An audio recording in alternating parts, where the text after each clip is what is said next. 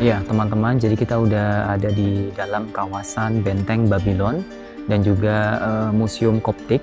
Dan di sini itu kita akan melihat bagaimana dulu pasukan Amr bin As ya bersama para sahabat lainnya itu menaklukkan benteng Romawi. Masih di kota Fustat, bekas ibu kota pertama Mesir di bawah pemerintahan Islam yang dibangun oleh sahabat Amr bin As sejak tahun 641 Masehi. Di tempat ini kita masih bisa melihat bagaimana orang Mesir secara turun-temurun itu hidup berdampingan walaupun berbeda agama. Di sini kita bisa menemukan adanya sinagog tertua di Mesir, salah satunya, kemudian ada gereja-gereja dan juga masjid pertama yang dibangun di Mesir oleh sahabat Amr bin As. Di episode lalu, kita sudah menyelami kronologis penaklukan Mesir dan alasan mengapa Mesir harus ditaklukkan. Seandainya Syam sudah ditaklukkan dan Mesir belum, maka kalau Mesir dibiarkan maka akan mudah bagi Romawi untuk kembali merebut Syam lewat Mesir. Dan hari ini, dari Masjid Amr bin As, Cak Miftah Wibowo akan membawa kalian menuju ke Benteng Babylon yang menjadi titik penaklukan Mesir ketika itu.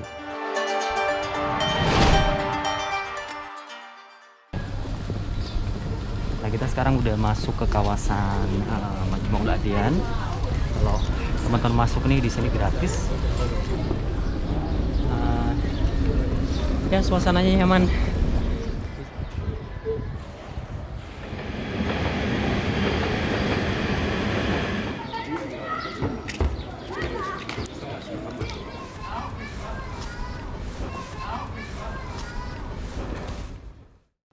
Iya, teman-teman, jadi kita udah ada di dalam kawasan Benteng Babylon dan juga Museum Koptik. Nah, kita di sini itu sebenarnya pengen ngajak teman-teman untuk melihat secara detail ke dalam. Cuma ternyata nggak boleh turun ke bawah, jadi dari atas aja. Dan di sini itu kita akan melihat bagaimana dulu pasukan Amr bin As ya bersama para sahabat lainnya itu menaklukkan benteng Romawi. Nah, kan teman-teman pasti nggak ada gambaran nih benteng Romawinya itu seperti apa. Nah, sekarang teman-teman bisa lihat bentuk benteng Romawinya, ketebalannya seperti apa. Nah, sebagai perumpamaan aja, bahwasanya benteng yang di depan teman-teman ini bukan bentengnya. Maksudnya bukan benteng, bukan benteng utamanya. Tapi ini adalah menara pengawas daripada benteng utama. Jadi teman-teman bayangkan menara pengawasnya aja segede ini, apalagi dulu benteng utamanya seperti itu. Nah, teman-teman, benteng ini juga yang dulu ditaklukkan oleh pasukan Amr bin As dan juga para sahabat. Jadi di benteng inilah sahabat Zubair bin Awam, kemudian sahabat Ubadah bin Somit, kemudian Maslamah bin Makhlad, itu beliau-beliau inilah yang kemudian berkorban untuk naik menjadi martir sebagai umpan untuk masuk ke dalam benteng ini dan kemudian membuka pintunya dari dalam ya, sampai kemudian yang paling parah adalah sahabat Zubair bin Awam yang bagian belakangnya itu banyak ditombak dan juga dipanah. Nah, dari pengorbanan para sahabat inilah yang kemudian berhasil membuka pintu gerbang daripada benteng Babylon dan pasukan muslim berhasil masuk serta mengalahkan pasukan Romawi seperti itu. Nah, ini bentuk bentengnya seperti ini. Jadi teman-teman ya, ini salah satu bentuk unik daripada benteng Babilonia di sini, bahwasanya ciri khas daripada benteng Romawi itu adalah selang-seling material bangunannya, yaitu menggunakan batu cadas dan juga batu bata. Fungsinya apa? Yaitu untuk memperkuat kekuatan benteng tersebut. Nah, benteng ini ditaklukkan tahun 641 Masehi ya, zamannya Amr bin As. Nah, dibangun beberapa abad sebelum itu. Nah, benteng ini posisinya zaman dulu, kalau sekarang kan udah agak jauh dari Sungai Nil nih, sebelah timur. Kalau dulu itu Sungai Nil itu sangat dekat dari sini, yaitu sebelah baratnya. Nah, di bagian bawah itu kita kan melihat ada beberapa ruangan. Nah, biasanya menara benteng ini digunakan sebagai baraknya tentara.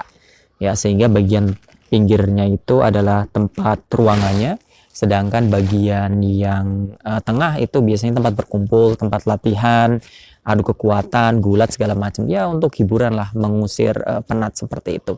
Nah yang menarik, coba lihat kalau bagian jendela itu. Nah kalau di bagian jendela itu kita melihat kalau dari dalam itu luas ya, tapi kalau mengerucut ke bagian jendela, kenapa demikian? Karena itu fungsinya sebagai jendela intai. Jadi kalau musuh melihat dari luar itu susah untuk mengintai dari luar. Tapi kalau dengan bentuk jendela seperti itu, para tentara akan mudah untuk mengintai dan membidik musuh dengan panah seperti itu. Dan konsep ini kemudian dipakai di benteng-benteng era Islam di masa setelahnya. Nah, di tempat ini juga selain ada benteng Babylon, juga kita akan melihat beberapa gereja yang dibangun di masa setelahnya, setelah tempat ini ditaklukkan. Untuk informasi teman-teman juga, jadi antara orang Mesir, ya agama Kristen orang Mesir dengan penjajah Romawi waktu itu berbeda. Jadi kalau orang Romawi itu madhabnya itu Malkaniyin, sedangkan orang Mesir sendiri adalah Koptik, ya Ortodoks, ya. Sehingga hal ini menyebabkan perbedaan pendapat dan juga orang Mesir sering disiksa dan mereka pun tidak diperkenankan untuk membangun gereja. Jadi gereja-gereja yang hanya mereka bangun. Sehingga saat Amr bin As itu menaklukkan Mesir, orang Mesir asli yang beragama Ortodoks itu diberikan kebebasan untuk memeluk agama Koptik, ya. Sehingga akhirnya orang-orang Mesir inilah yang kemudian diberi otoritas untuk membangun gereja di dalam benteng orang Romawi yang notabene adalah musuh orang Mesir asli yang berbeda madhab dengan orang Romawi seperti itu.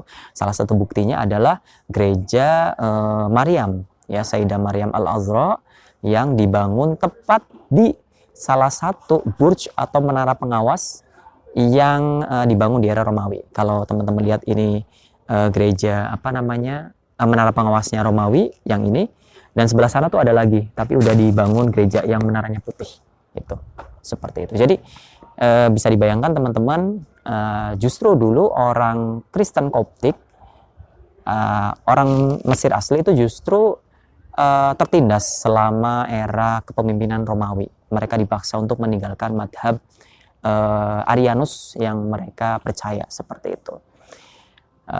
Justru di era Islam mereka diberi kebebasan untuk membangun gereja. Nah, sehingga banyak sekali gereja-gereja yang dibangun tepat di atas era Muslim untuk mengenang para syuhada, orang-orang Kristen Koptik yang disiksa di era Romawi seperti itu. Oke, jadi teman-teman sahabat Jejak Nilai semua, kita sekarang mau mengunjungi salah satu rumah sahabat yang ikut dalam Futuhat atau pembebasan Mesir bersama dengan Amr bin As dan sahabat lainnya, yaitu sahabat Maslamah bin Makhlad, ya. Nah ini makam beliau ada di sebelah sini. Assalamualaikum.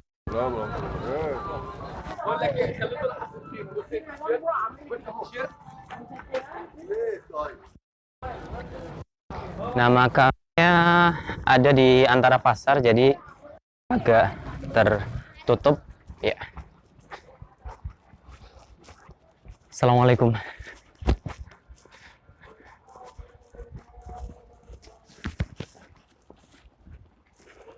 Nah ini masjid, rumahnya yang sekarang menjadi masjid. Jadi ini sudah waktunya zuhur dan sekarang kita akan sholat dulu. Nanti lebih jelasnya kita masuk ke dalam. Semoga diizinkan oleh pengurus masjidnya. Mari.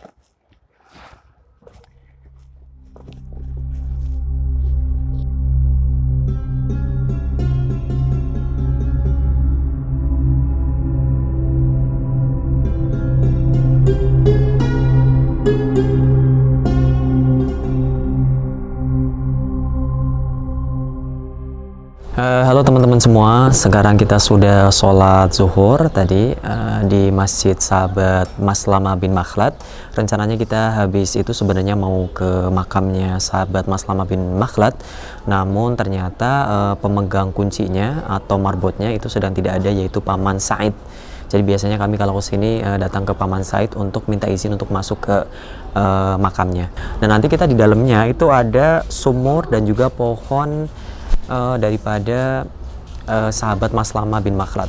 Karena dulu di sini adalah rumah daripada sahabat Maslamah tersebut. Nah, rumah ini menjadi saksi sejarah bahwasanya di sini itu para ahlul bait saat terjadi kisruh di daerah Hijaz sana, kemudian disambut oleh sahabat Maslamah bin Makhlad seperti Sayyidah Zainab, kemudian Sayyidah Fatimah Nabawiyah dan lain sebagainya. Ya, kalau kita berbicara dengan profil sahabat Maslamah bin Makhlad ini memang sedikit agak susah karena beliau ini walaupun makamnya ini disetujui oleh para sejarawan bahwasanya makam beliau itu ada di sini, berbeda dengan sahabat-sahabat yang lainnya di Mesir yang masih ada perbedaan makam sahabat Maslamah bin Makhlad ini makamnya disetujui atau mutafak di sini.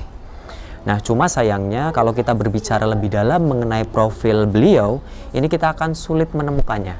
Bahkan dalam karangannya Ibnu Asir yaitu Usudul Ghoba, ya di situ menjamak beberapa jilid menjamak semua biografi dari para sahabat. Nah, di sini hanya ditemukan sedikit seperti keterangan bahwasanya beliau itu adalah Al-Ansori dan juga beliau merupakan sahabat yang memiliki suara sangat merdu. Saking merdunya, kalau orang-orang itu sholat dan juga ikut berjamaah menjadi makmum beliau itu akan tidak terasa akan menitikkan air mata. Nah, itu salah satu kelebihan daripada sahabat Maslamah bin Makhlad tersebut.